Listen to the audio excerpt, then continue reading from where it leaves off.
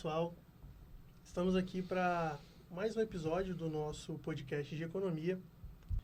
Meu nome é Lucas, essa é a Kelly, nós somos estudantes do curso de economia aqui do IFES de Cariacica.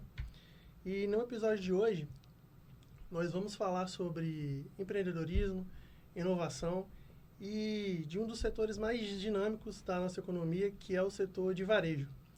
E para falar sobre esse assunto muito importante, a gente tem a honra de receber aqui o Fábio Cipolatti, que é sócio acionista das lojas Cipolatti e integrante do conselho de sócios da empresa. Muito obrigado, Fábio, pela sua presença. Obrigada, Fábio, por nos prestigiar com esse... Bom dia, Lucas. Bom dia, Kelly. É um prazer todo meu e meus parabéns pela iniciativa de vocês. Okay? A gente agradece. Bom, iniciando, a gente vai pedir para você contar um pouquinho da sua história, contar um pouco de como surgiu a Cipolatti, nas idas de 1960, salvo engano, contando a história dos seus pais, do seu pai, e também, né, todo esse arcabouço familiar que trouxe essa empresa consolidada, que é a Cipolatti, no nosso estado do Espírito Santo. É uma história muito interessante. É longa, mas eu terei que resumir aqui alguns fatos marcantes que que fizeram parte dessa história. Aos 11 anos de idade, o senhor Aristides, junto com o avô dele, em uma localidade chamada Várzea Alegre, visitou uma venda. Naquela época era aquela venda que um balcão e as mercadorias ficavam atrás do balcão. E o senhor Aristides visitou aquela venda e ele ficou tão encantado com aquilo que virou para o avô dele e falou assim: vô, um dia eu vou ter uma venda. Então, o sonho daquele senhor, daquela criança, foi ali, aos 11 anos de idade. Só que a família do meu pai era uma família grande, como a maioria das famílias antigamente, e de uma condição financeira muito difícil, né?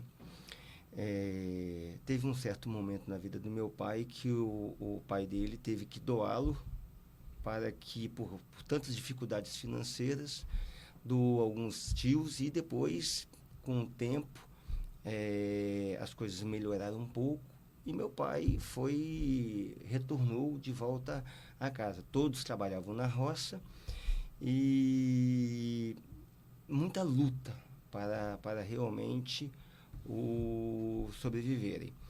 A família do meu pai eram meeiros, talvez os jovens, não sei se sabem o que é meeiros, trabalham na terra e o que produzir fica com a metade. E no decorrer disso, aos 16 anos, a família do meu pai veio para a Grande Vitória e meu pai começou a ser mascate. Né? O que é um mascate? É o vendedor de porta em porta. Então, saía com uma mala, vendendo agulha, botão, armarinho, linha, pente, brilhantina.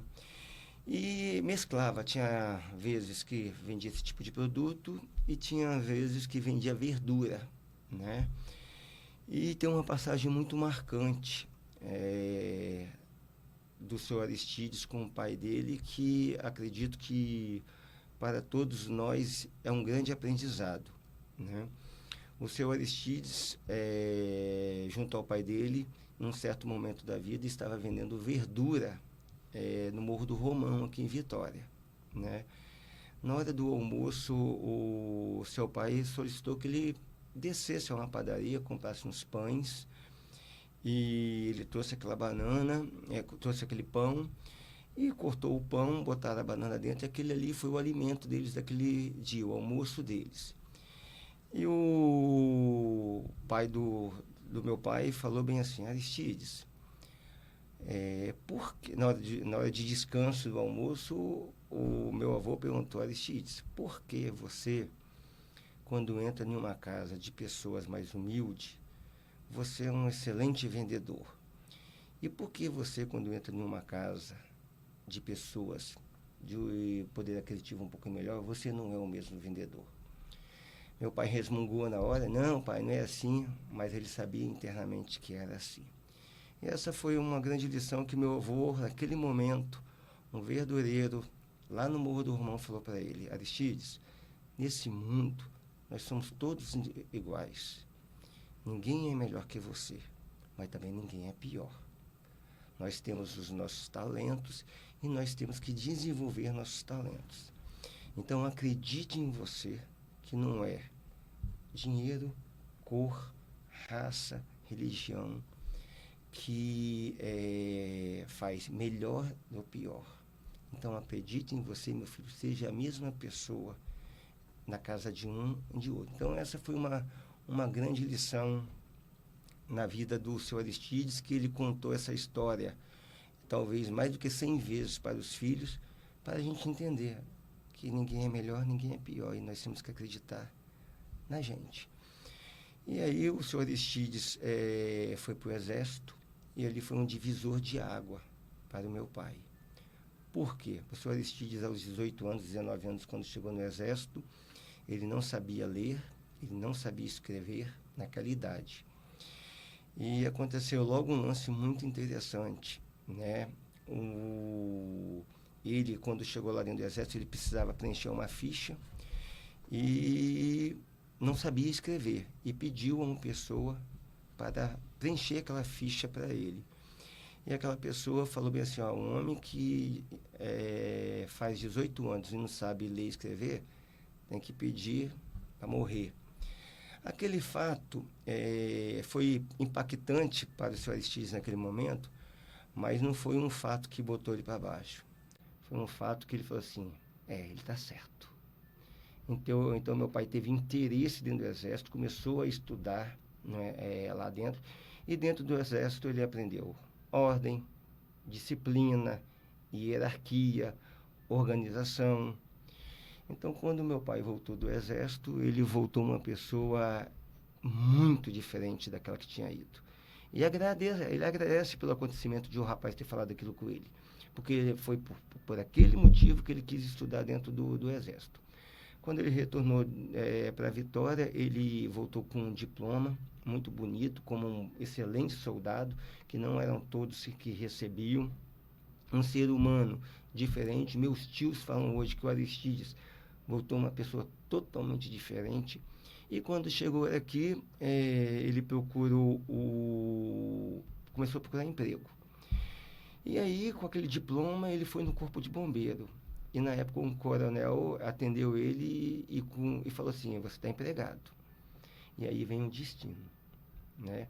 Quando meu pai saiu do Corpo de Bombeiro, que ficava na Vila Rubim, um irmão dele que trabalhava na Vila Rubim falou assim, Aristides, tem uma loja ali precisando de vendedor.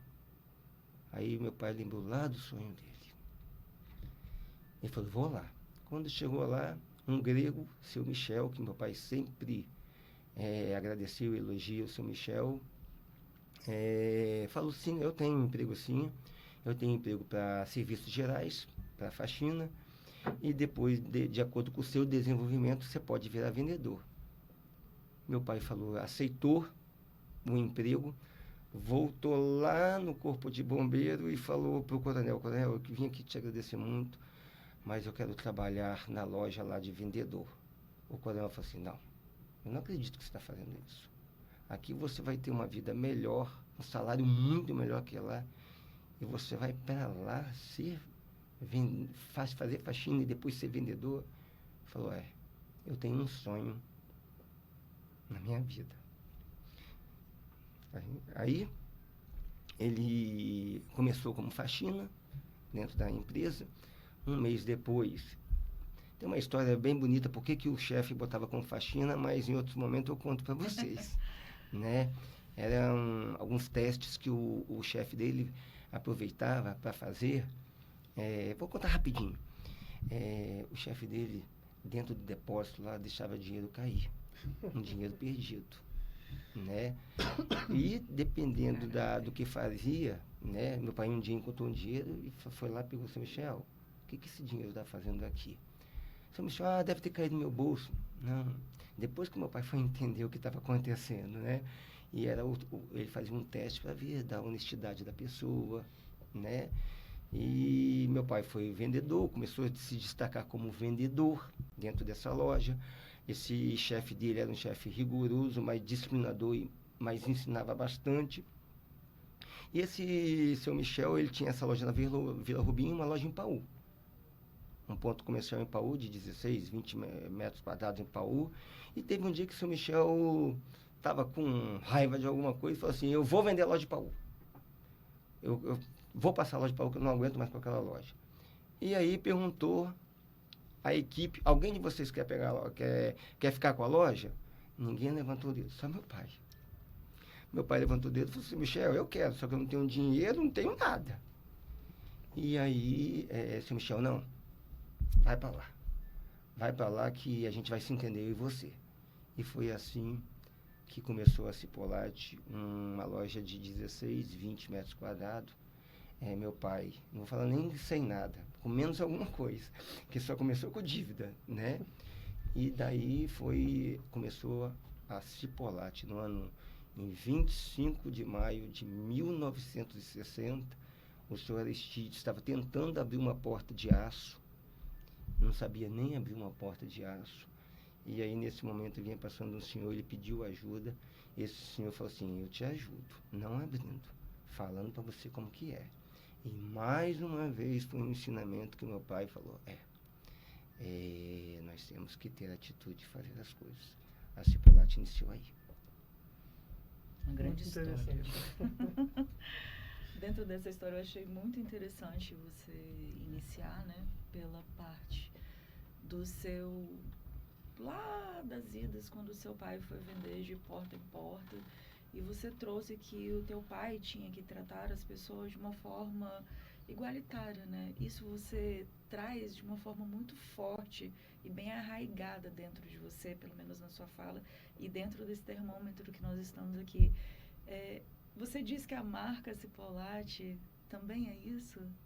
Que é essa forma de você tratar todos de uma forma isonômica para ter essa perenidade até hoje? A Cipollati é isso, é a cultura da empresa. O seu Aristides, ele não permite, e nem nós filhos permitimos, que alguém se considere melhor ou pior. Isso é verdade, nós somos iguais e temos que respeitar o outro como ser humano, independente de raça, religião, cor.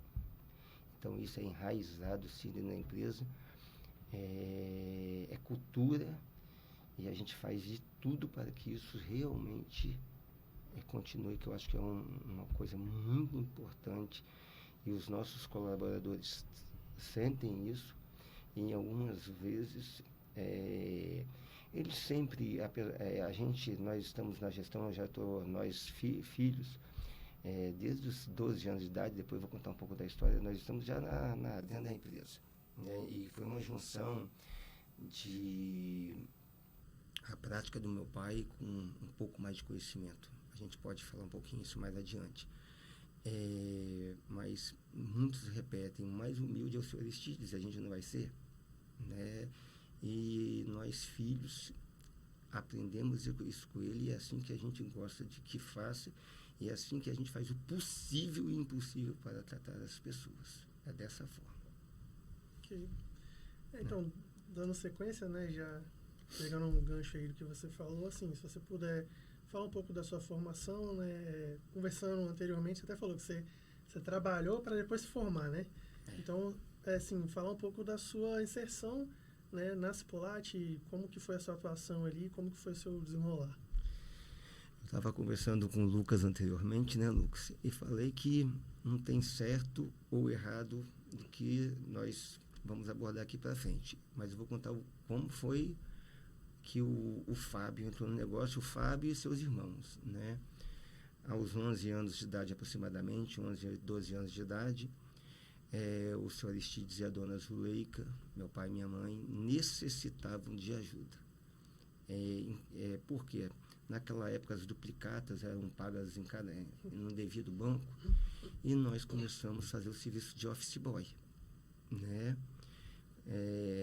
Até para ajudar nos custos dentro da empresa.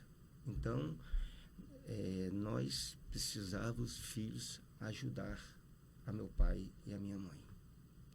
E aí nós começamos a trabalhar como office boy, Isso foi em 12, 13, 14 anos. Começamos a entender como funcionava as coisas, aprender um pouco. E a partir ali dos 15, 16, 17 anos, a gente já participava muito da gestão da empresa. Nessa idade, eu completando meus 16 anos, a gente estava inaugurando uma terceira loja. Foi na época mais ou menos do ano de 86, houve um plano no Brasil que se chamou Plano Cruzado, onde houve um consumo muito grande, e meu pai aproveitou que as vendas foram boas e comprou um terreno em Santa Mônica e construiu a nossa terceira loja, pensando no crescimento da empresa. Caso eu vá esquecendo de alguns assuntos, vá me relembrando que eu vou falando. Então, isso aconteceu com meus irmãos de forma similar, né? Office boy, depois cada um dentro da empresa foi encontrando uma área. Eu fui para a área de compras, então eu tive a oportunidade de trabalhar numa mesa similar como essa, faz uns 2, 3, 4 anos com meu pai, fazendo a parte de compras, né?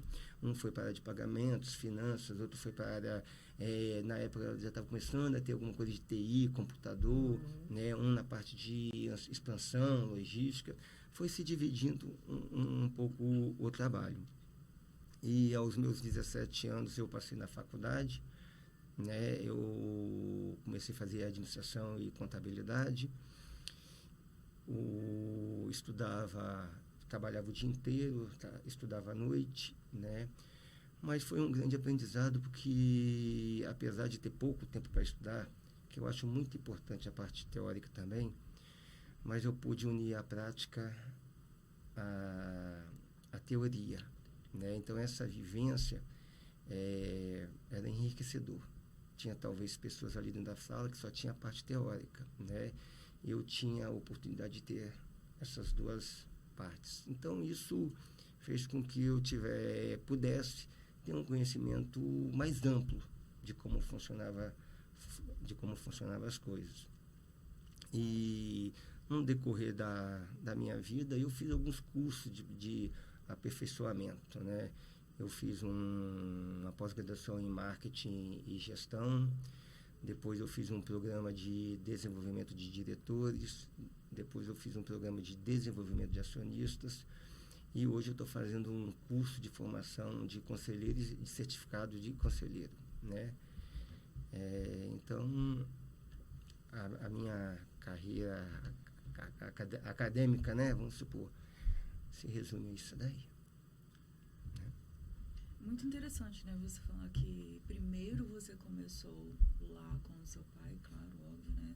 Na parte prática, e depois você foi para a parte acadêmica, né? Que isso é um contrassenso, né? Do normal, né? Foi primeiro circunstâncias da vida, né? Necessidade. Isso é muito importante, né? Pra gente, né? E um fato muito importante que eu trago aqui para o nosso episódio, né, da economia, né, que vocês passaram por vários planos. Verdade. Várias Muitos. moedas. E Muitos. essa transição dessa moeda, né, como nós conversamos antes, né, um pouco, né, para entender um pouco da sua história, entender um pouco de todo esse nicho, né, do varejo, impacta muito, né? E esse conhecimento prático e trazendo para dentro do teórico, e o teórico para dentro do prático, e tendo essa flutuação de moeda, como que você consegue ver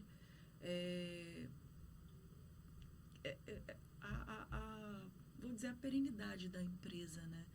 Porque para a gente, né, como estudantes hoje, que a gente está no segundo período, e nós estamos entendendo o que é a realidade mesmo da nossa história econômica brasileira, que ela já veio lá das idas, né, de quando Portugal veio para o Brasil, né, e colonizou, que não foi fácil, e não é fácil.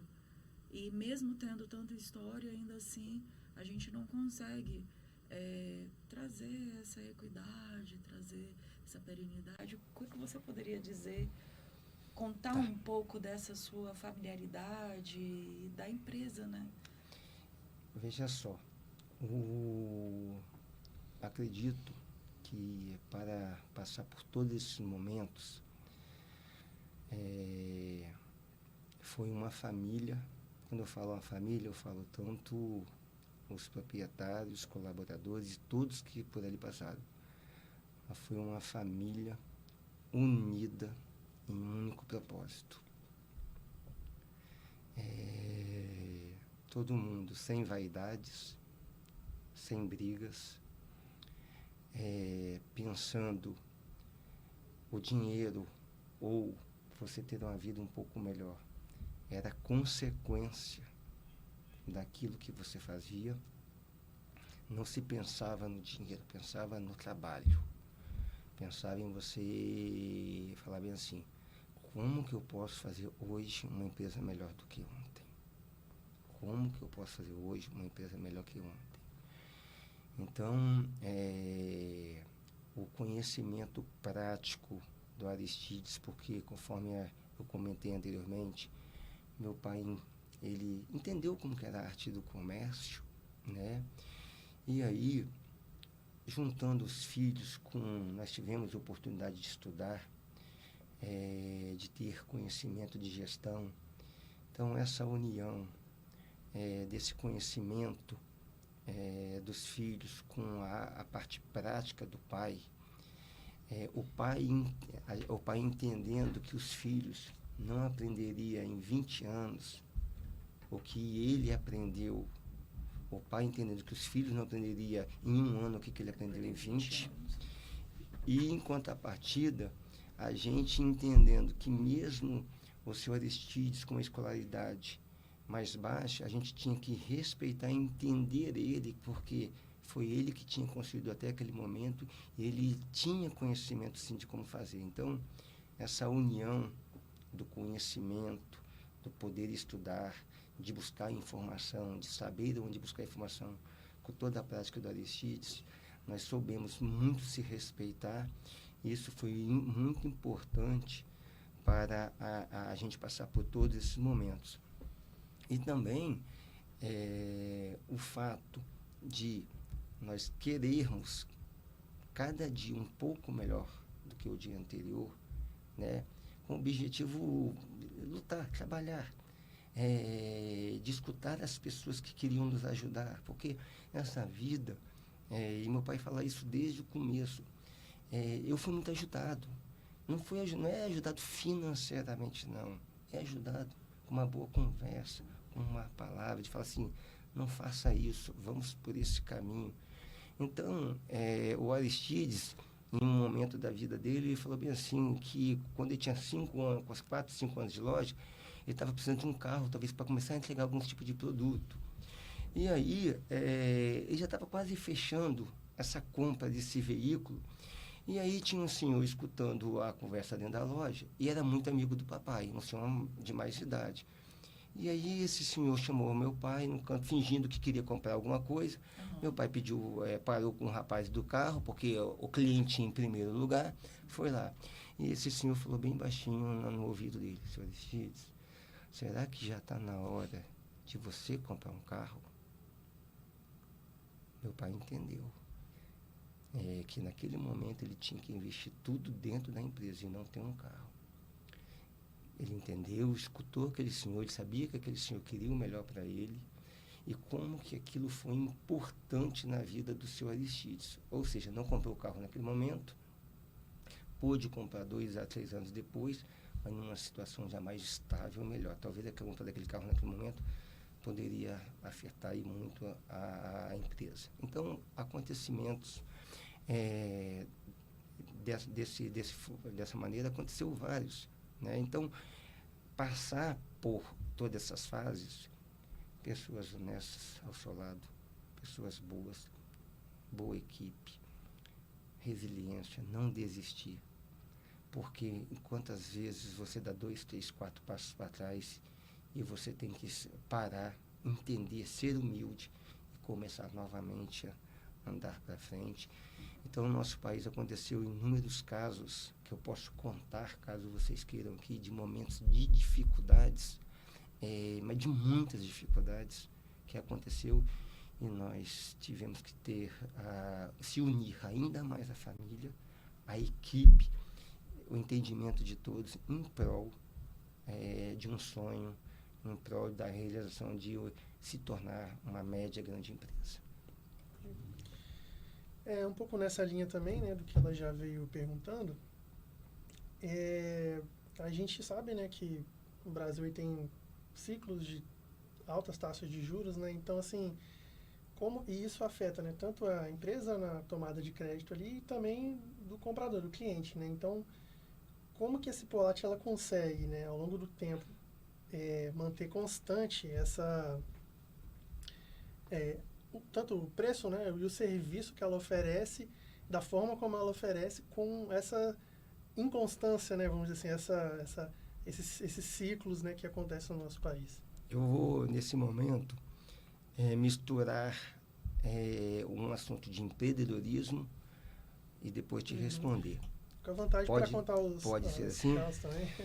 Em 1998, houve uma crise chamada dos tigres asiáticos. Né? Em algum momento acho que vocês vão estudar sobre isso. Entendendo melhor o que aconteceu, os juros do Brasil na época era 19% ao ano. Hoje está até um pouco menor. Mas para o que nós já passamos, 15% hoje é uma enormidade. E nós dormimos com os juros a 19% e amanhecemos com 45%. Vocês imaginam o que é isso? Imagino. Não imagina, mas isso aconteceu. O varejo e muitos segmentos vivem do quê? Do crédito. Né? Do crédito. E como que você consegue vender a 45%? Até as financeiras da época, que era o Carnezinho, não sabiam como trabalhar. O que aconteceu? O nosso faturamento, em questão de 30 dias, ele caiu 50%. Vocês imaginam o que é equalizar uma empresa, fazer a gestão de uma empresa que vendia X, está vendendo, pegar esses custos e equalizar isso? No Brasil, nessa época, eu acredito que mais 50 redes de lojas, infelizmente, faliram. Né? Nós passamos por muitas dificuldades. E aí vem a união familiar, a credibilidade, as pessoas que acreditavam na gente, alguém que naquele momento nós tivemos que pegar dinheiro emprestado. N caminhos foram feitos para minimizar aquela situação, e nesse momento já eram nós, filhos, que estavam 100% na frente da gestão mesmo. Meu pai sempre contribuiu, ajudou, mas ali, né, desde 97, desde 90, praticamente, a gente 100% era nós responsáveis pela gestão. Então, foi o primeiro momento muito difícil. Em alguns dias à noite, eu acordei pensando naquilo que estava acontecendo. Isso foi em 98, 99, aí veio um momento de empreendedorismo. Mesmo passando aquilo tudo, o que aconteceu? Menos lojas no mercado, mais pontos comerciais disponíveis, e nós tivemos a coragem, entendeu, de alguns pontos nossos que eram em locais mais retirados ir para locais melhores, coragem de pagar um aluguel um pouco mais caro, mesmo tendo passado todo aquele sufoco. Ou seja, a Cipolat, ela tinha 6 lojas, ela abriu 4 lojas, ou seja, um crescimento exponencial, você mudar de 6 para 10 lojas, né? E naquele ano, um ano depois, no ano de 2000, a gente já faturava o dobro do que faturava no ano anterior. Ou seja, nós crescemos, dobramos o tamanho da empresa. No momento de crise, no momento de dificuldade, que nós soubemos aproveitar o que estava acontecendo. A nossa família, nunca eu acordei um dia na minha vida pensando algo ruim para alguém ou para alguma empresa. Nunca. Eu sempre pensei em acordar e falar assim, o que eu tenho que fazer dentro da empresa para ser melhor um pouco, né? Mas surgiu essas oportunidades. Então, essa foi uma oportunidade surgida. E um segundo momento importante, meados de 2005, nós soubemos que uma grande rede de eletrodomésticos ia vir para o Espírito Santo ia abrir aqui 20, 25 lojas, né?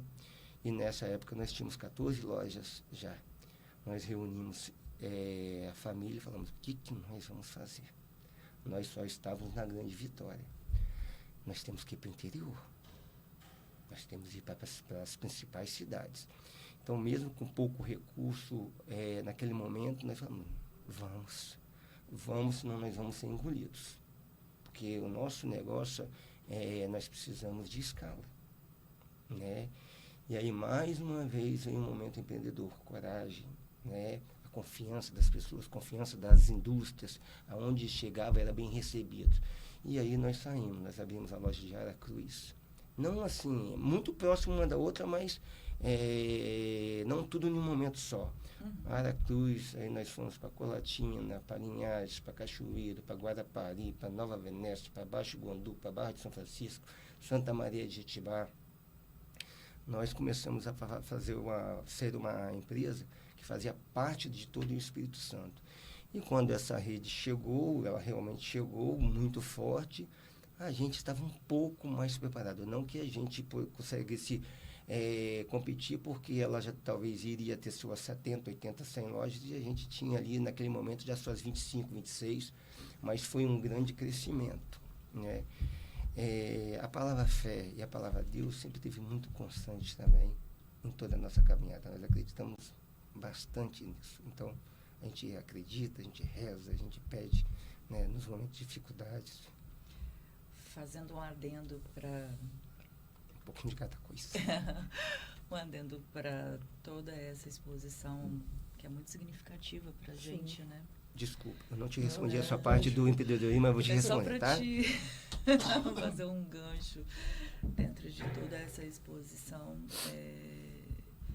É muito importante ter uma empresa que é nossa, do Espírito Santo, e que eu tenho certeza que ela está erradicada também aqui em Cariacica, onde é o nosso campus, né? Salvo engano, a sede fica aqui em Cariacica. A sede administrativa fica aqui em Cariacica. Aqui em Cariacica. Então, isso pra gente, principalmente pela escolha que nós fizemos para gravar com você, como nosso ilustre convidado, é algo que pode, não é só o empreendedorismo, mas trazer economia, né? Porque fortalece a nossa economia do Espírito Santo, porque a gente pode falar, não, a Cipollati é nossa, como tá ali, né? Toda casa tem, do slogan. Tem. Então, assim... Tem na minha, tem na sua também. Tem. Cipollati, toda casa tem. Toda casa tem. E isso é muito significativo pra gente, porque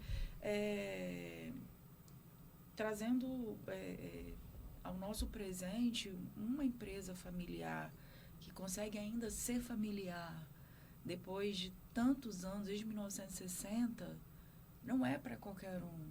Não é, não. E principalmente para a nossa economia aqui no Estado do Espírito Santo, né? Porque o dinheiro está circulando aqui dentro do Estado do Espírito Santo. Então, vocês conhecem muito bem como que é a nossa economia. Sim. Então, assim, conta um pouco para a gente, né? Como que foi? Porque eu entendo que foi um grande desafio ter essa perenidade, manter essa perenidade do Espírito Santo, inclusive expandir para a Bahia. Porque a gente sabe que vocês também têm algumas lojas na Bahia. Temos. E eu acredito que isso é só um pedacinho, né? Como você acabou de dizer que um dia teve uma grande rede que ia vir aqui e que vocês expandiram para outros municípios. Quem sabe, talvez um dia para o Brasil inteiro, né? Também, né? O sonho tem que ser sempre maior, né? Sempre, não é né? Então, economicamente dizendo, né? Como o nosso colega Lucas perguntou, como que é como que é trabalhar com juros, com essa parte tributária, com essa parte econômica? Não vou nem falar financeira, porque a financeira eu acho que a gente até que meio que entende, mas a parte econômica mesmo, né? É um desafio, tá? Muito grande, né? É um desafio. E como que se consegue ter perenidade? Para empresas do nosso tamanho, eficiência operacional. Essa é uma palavra que todo dia da nossa vida a gente olha e fala, como que eu posso ter uma melhor eficiência operacional. Custos, falam bem assim que nem unha, todo dia se corta. Então, isso a gente repete dentro da empresa, né? Então, a parte do produto, você tem que tentar fazer excelentes negociações. Então, se o fornecedor acredita em você, se você tem credibilidade, mesmo você talvez em alguns momentos não tendo a escala do outro, em algum momento alguns entendem que o seu negócio é importante para ele e te oferece bons negócios. Claro, por que ele te procura, por que ele quer você? Porque ele vê uma organização, ele vê que aquela empresa ali, ela procura a cada dia estar um pouco mais fortalecido no mercado. Agora me faltou uma palavrinha, mas depois que o seu lembrar, eu falo. Então, são somas de fatores, como eu falei, fornecedor, credibilidade, eficiência operacional, aí vem equipe, pessoas. E a parte de pessoas, não existe empresa sem pessoas. Parede, aqui, é importante. Mas o que faz isso acontecer são pessoas. Então, você ter as pessoas no lugar certo, né? Gestão, a soma desses fatores, entendeu? É que fazem a gente conseguir ter perenidade, acertar, ter um marketing chamativo, né? Um 7x7 da vida, que, né? Essa história do Aristides, tem um fato lá atrás que depois vocês vão entender um pouco porque do 7x7. Me lembra que eu conto essa história. Então, é dessa forma, Lucas e Kelly, de uma forma resumida, porque tem muito mais coisas nesse caminho aí. Mas acredito que essa soma desses pequenos fatores é que faz a gente ter perenidade. Mas tem uma coisa para finalizar isso. Sempre pensar na empresa antes do que o CPF. Reinvestir na empresa, reinvestir na empresa, reinvestir na empresa. Eu falei aqui no off, né? Algumas coisas, o tanto que nós se abdicamos de algumas coisas para que a empresa estivesse mais forte e melhor. E eu entendo tudo que foi feito, continuamos fazendo, mas isso não é suficiente. O passado e o que foi feito no passado não é suficiente para te falar que vai ter um futuro. Então, isso é dia a dia conquistado.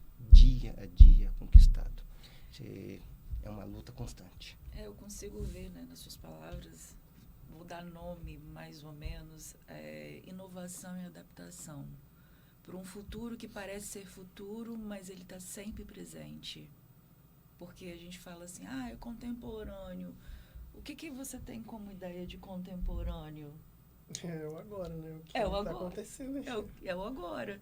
E o agora, se você não inovar e se você não se adaptar, eu entendo que você fica para trás. Verdade. Fica para trás. Tudo isso que você está falando, eu resumo nisso. É inovação mesmo, é adaptação mesmo. Não só de vocês que estão fazendo a empresa como a cabeça lá no topo da pirâmide, mas de toda uma consequência, toda uma visão estratégica de todo um negócio. E para ele fazer, para ele se movimentar, para ele respirar, eu costumo dizer que a empresa é uma máquina. Verdade. E é uma grande máquina, como se fosse o nosso corpo, né? Mente, braços, não tem como. Se eu tirar um dedinho, esse dedinho aqui, ele vai fazer uma enorme falta. Um sincronismo, né? É um sincronismo perfeito. É algo que a gente, para conseguir movimentar, né?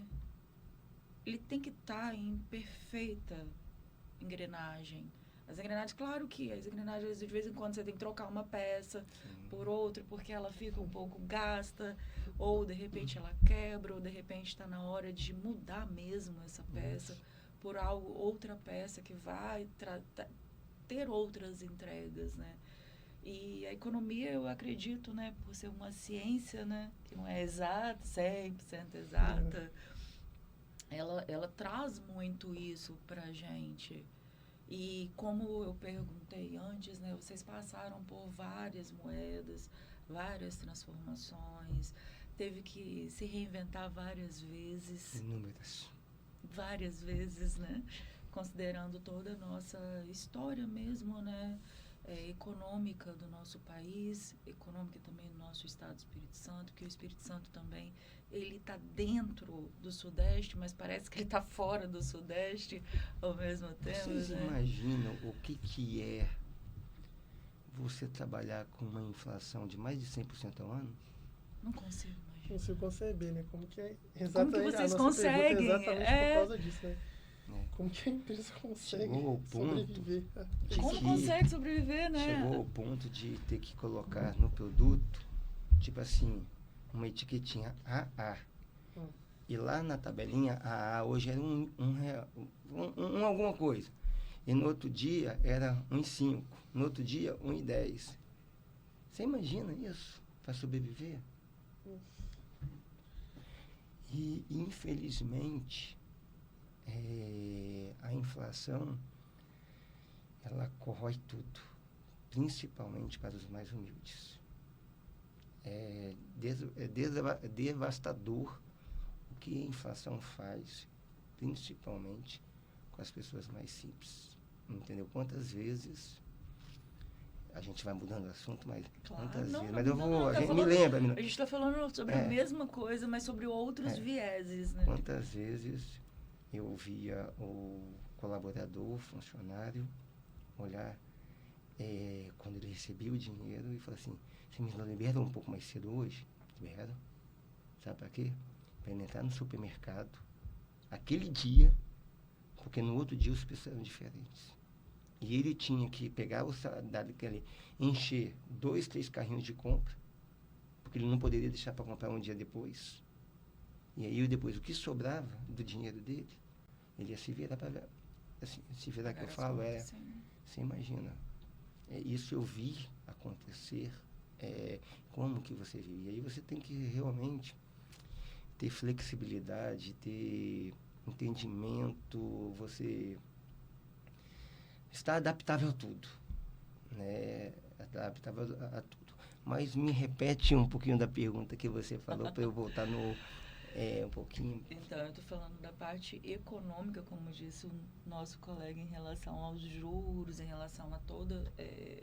como que como que você consegue transformar esse desafio de para você equalizar e equilibrar toda uma estrutura de uma empresa, né? Porque a gente está falando do econômico da empresa.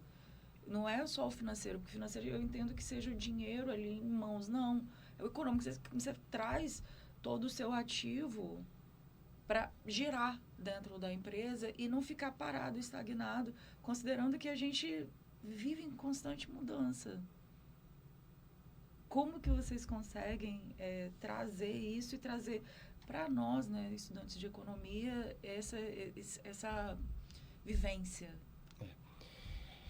A gente percebe hoje que, apesar de os juros serem altos, né, que no passado recente nós já tivemos a oportunidade de ter juros menores, e isso faz muito bem para todos, porque os juros menores, quem tem dinheiro parado quer reinvestir, quer gerar emprego.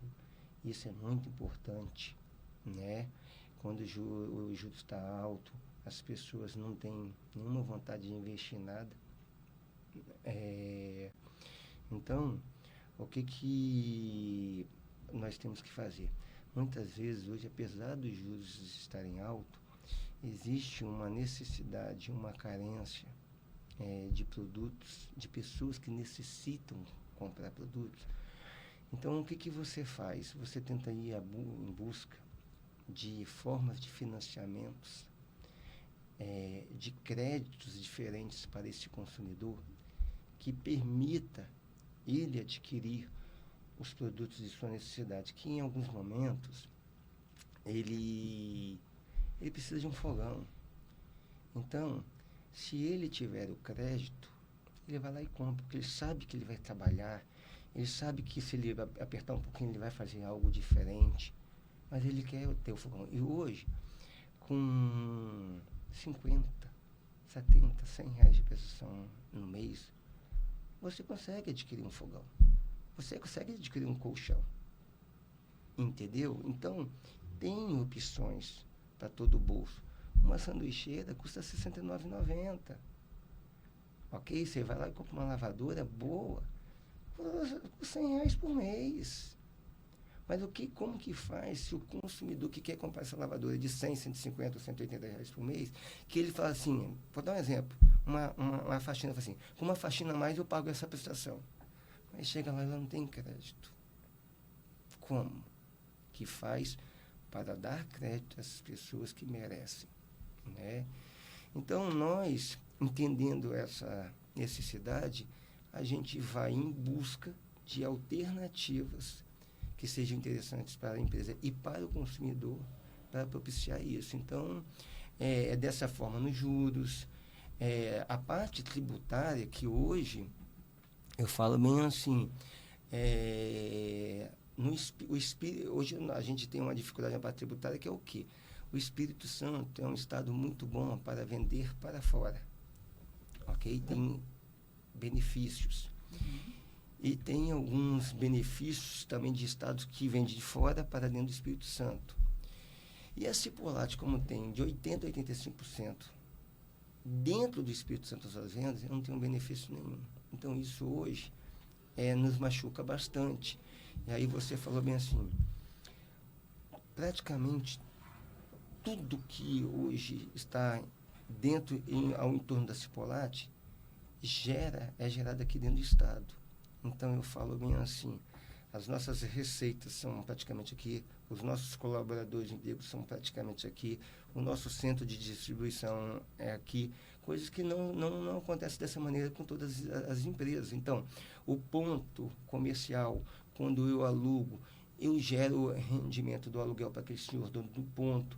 Então, aí eu pago IPTU, né? Tá certo que todos os pontos pagam IPTU, mas tudo ao nosso redor acontece aqui dentro, gerando riqueza. E você pode ter certeza absoluta que hoje uma das coisas que mais nos deixa a gente assim feliz é quando a gente vê o Estado crescendo, um Estado mais forte, e como que é feliz você poder ver o seu colaborador conquistando alguma coisa. Talvez esse seja hoje um dos motivos que mais me traz felicidade. Quando aquele que não tinha nada tem uma bicicleta, quando aquele que tem uma bicicleta pode comprar uma moto, quando aquele que nunca fez uma festa para o filho começou a poder fazer a festa para o filho. Como nesses dias eu vi numa rede social de um colaborador, ele com muita luta, um apartamentozinho dele todo montado, um vendedor de uma loja no interior. Sempre é primeiro, segundo. E você vê o apartamento, ele botou assim, quantas noites em claro. Você compra as coisas, tem que pagar, e o salário dele é comissionado. Você imagina a luta dele também, né? Sim. Mas você vê o apartamento dele todo certinho, todo bonitinho.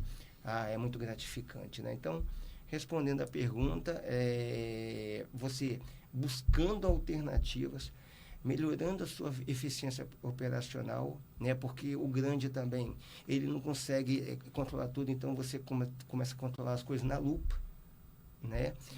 Mas o momento financeiro, ele requer cuidados, e a gente tem trabalhado muito para manter esse equilíbrio, para que continue a empresa uma perenidade de crescimento, mas a gente precisaria nesse momento realmente que os juros estivessem menor, que a economia estivesse mais aquecida, que nós tivéssemos mais pessoas querendo realmente trabalhar, né? Isso hoje dificulta. Eu sei de inúmeras pessoas que até teriam vontade de fazer o empreendimento e não fazem por falta de pessoas. Nesses dias eu estava aqui na BR 2002 subindo, aí vi o cara montando uma pousada. Aí passei agora, passou, eu falei, parou? Parei, estou vendendo. Falei, por quê? Não tenho pessoas para trabalhar. E aí? Como equaliza isso? Né? Como equaliza isso? Então, não sei se eu te respondi, né? Se não respondi, faz de novo que eu vou tentar. Respondeu sim, com certeza. Eu queria também agora passar um pouco para aquele outro tópico que a gente comentou, seguindo assim nessa questão da adaptabilidade, né, que ela já comentou, que fez a empresa conseguir passar, né, e ser perene, como você comentou, durante todos esses ciclos de juros, de moeda e tudo mais, mas voltado agora um pouco, acredito que um pouco mais recente, né, para essa mudança de perfil de consumo das pessoas, né? Que hoje a pessoa quer o quê?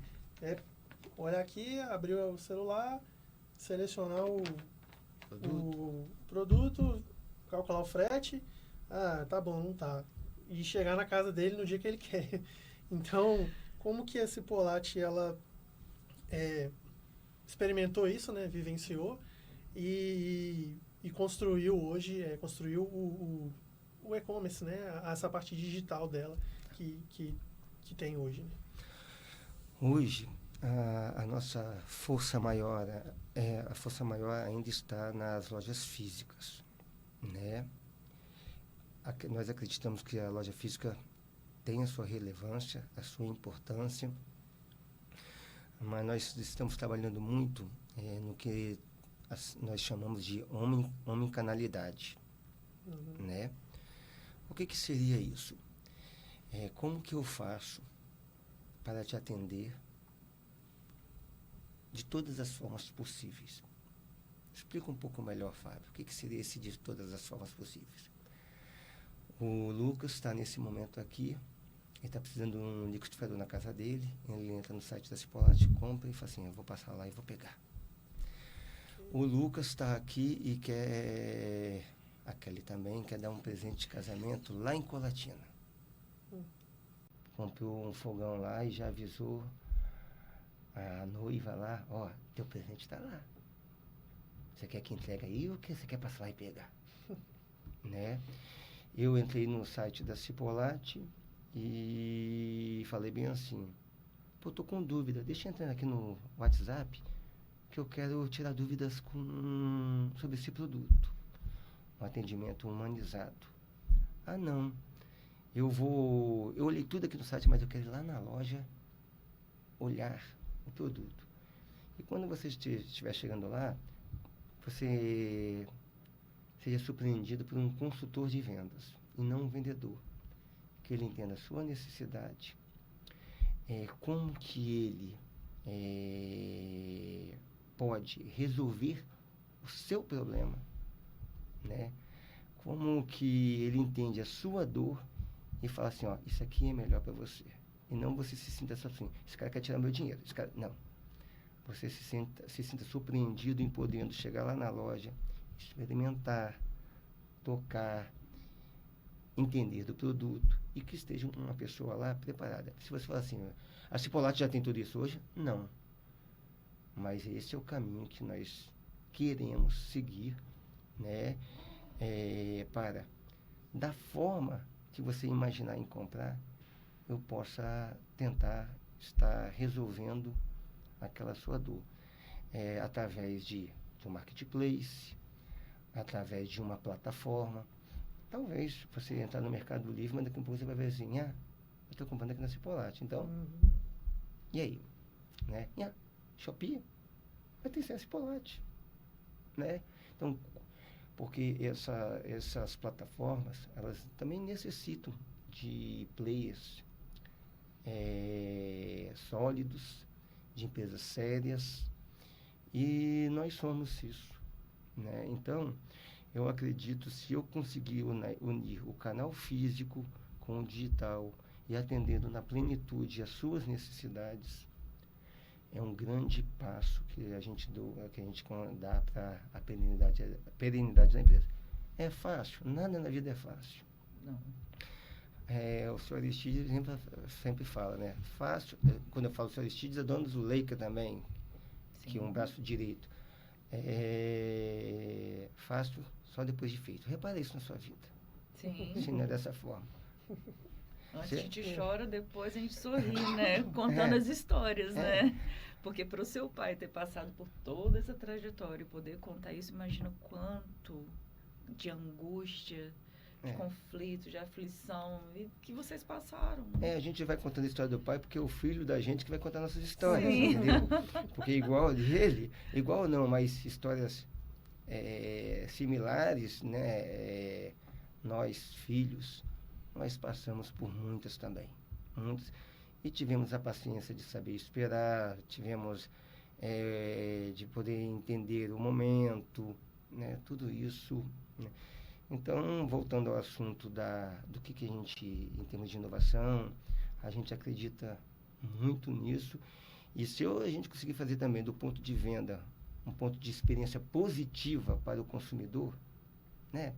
De você chegar lá e poder realmente, deixa eu testar o som, deixa eu botar, deixa eu deitar nesse colchão, deixa eu até, essa máquina de lavar, deixa eu ver ela funcionando. Se conseguir chegar a um nível, né, desse, eu acho que a gente vai estar agregando muita coisa positiva. Perfeito. Para resolver o problema do consumidor.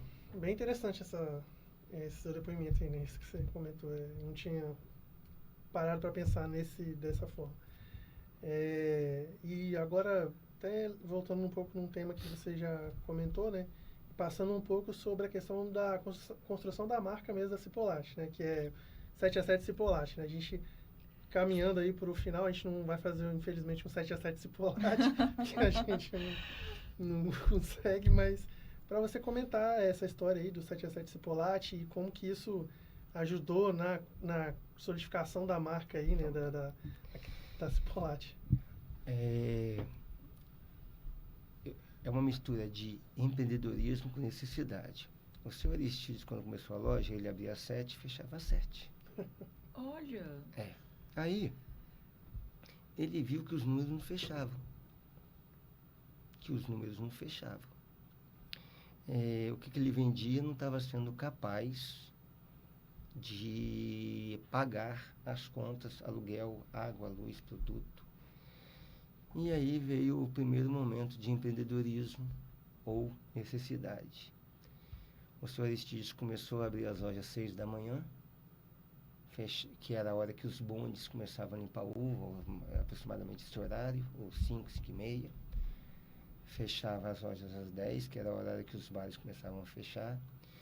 E ele falou assim, para eu fazer isso, abrir às 6, às 7 e fechar às 10, eu tenho que dormir dentro da loja. E ele dormiu ali uns 5 anos. Nossa. Dentro da loja. E aí, em uma dessas campanhas de marketing, né, nós queríamos isso já há uns 15 anos atrás, 18 anos atrás, nós começamos a pensar numa campanha de marketing que pudesse abrir a loja mais cedo e fechar mais tarde, né? E aí veio, Galo da Madrugada, não sei o quê, e aí nós lembramos, o irmão lembrou da história do papai, 7x7. E na hora que falou isso na mesa, 7x7. Mas assim, todo mundo, legal, bom, interessante, vamos. E virou um jargão por todo o estado do Espírito Santo aí, né? Sim. É enfermeiro que fala que está de 7x7, é médico, é gente da segurança, e todo lugar que a gente vai, fala assim, Cipolate 7x7, né? Então, a história do 7x7 foi uma campanha de marketing que criou, voltada que aquilo ali foi uma lembrança do que era do passado, né? E deu muito certo, até hoje dá certo. Uma campanha muito forte. Sim. Né? Uma campanha muito forte. Né? Muito. Só com uma perguntinha que é para fechar com fechar, chave de ouro. Qual é o seu conselho que você dá para nós, estudantes, iniciantes de economia, considerando toda essa linda trajetória, linda história, emocionante, dentro desses muitos anos ainda que nós temos de formação, muito que nós temos de aprendizado, aquilo que você aprendeu tanto teoricamente, principalmente na prática, qual é o conselho para nos inspirar? Básico. O certo é o certo, mesmo que muitos estejam fazendo errado. O certo é o certo. O sucesso só no dicionário que realmente vem antes do trabalho, tá? Resiliência, resiliência, resiliência. Mas aí vem. Acredito eu que entender das novas tecnologias, né? Inteligência artificial, fintechs, e outras tecnologias, acredito que isso será muito importante. A energia hoje, as empresas necessitam da energia do jovem. Essa mistura dessa energia, né, com a experiência de quem está ali dentro, remete um pouco ao que aconteceu dentro da nossa empresa. E como que o estudante de economia ou de qualquer outro segmento, hoje nós temos muitas informações, né? Ser curioso. Eu tenho a minha sobrinha Eduarda, que é a primeira da terceira geração que está na empresa, que ela fez economia. E esta pergunta, eu chamei ela e fiquei ali quase, me ajuda aqui, o que você acha? Então ela falou assim, curiosidade.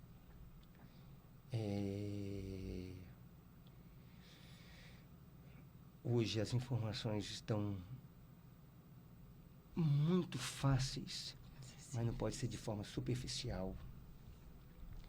Usar a tua energia, conforme eu já abordei aqui, junto com pessoas mais experientes, uma boa comunicação, né? Então, você como advogada, você já tem isso já te contribui, já ajuda, não que o Lucas, né? Mas tudo isso a gente pode nós podemos aprimorar, né? Os princípios e valores, isso é inegociável, tá, pessoal? Sim. Então, vamos lembrar. Princípios e valores são inegociáveis, né? Então, acreditamos que esses fatores, né? Tem mais coisas importantes, mas a gente teria que ter mais tempo, conversar um papo mais informal. E aí, depois do podcast aqui, eu posso até falar um pouquinho mais com vocês e vocês divulgarem para seus companheiros. Sim, com certeza. Entendeu? Porque tem outras coisas importantíssimas que que vocês podem colocar em prática. Com certeza. Então, vamos finalizando por aqui. Eu gostaria de agradecer muito por essa aula, né, que você deu aqui para a gente e pela disponibilidade que você colocou e encaixou no seu horário para estar aqui com a gente. E fiquem atentos aí para os próximos episódios e até mais. Muito até mais. Obrigada. Obrigado, Lucas. Obrigado, Kelly. E obrigado ao IFES.